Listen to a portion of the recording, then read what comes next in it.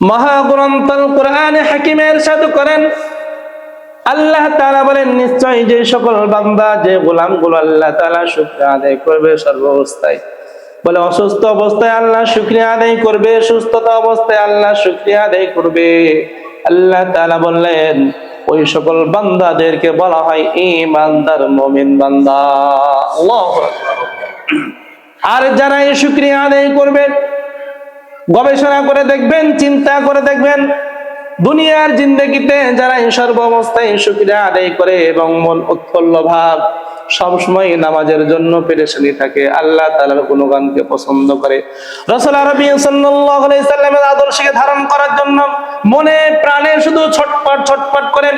আল্লাহর হাবিব সাল্লাল্লাহু আলাইহি সাল্লাম কোন পদ্ধতি গ্রহণ করেছেন, সাহাবায়ে কেরামরা কোন তরিকা অনুযায়ী জীবন যাপন করেছেন, বলে দুনিয়ার জিন্দেগিতে সেই সফলতার পথকে সন্ধান করার জন্য যে বান্দা যে গোলাম বলে জীবনকে বাজে রেখে দুনিয়াতে চলাফেরা করে, আল্লাহ তাআলা ওই সকল ঈমানদার মুমিন বান্দাদের জন্য সুসংবাদ দিয়েছেন। সুবহানাল্লাহ।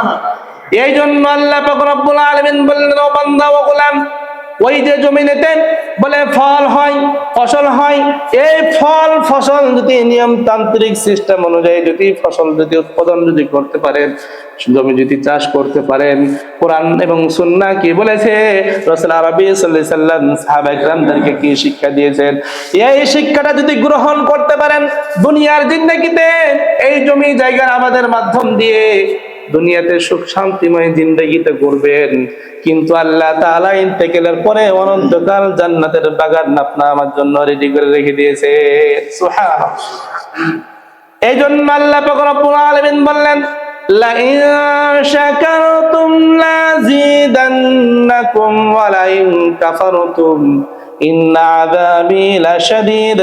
আল্লাহ পাক রব্বুল আলামিন কোরআনুল কারীমের ভিতরে বলেন, আল্লাহ তাআলা যে গোলাম যে বান্দাগুলো আল্লাহ তাআলা নিয়ামত পেয়ে শুকরিয়া আদায় করে, আল্লাহ পাক রব্বুল আলামিন ওই নিয়ামতকে বাড়াইতে বাড়াইতে পাহাড় সমতুল্য করে দেন। বলেন সুবহানাল্লাহ।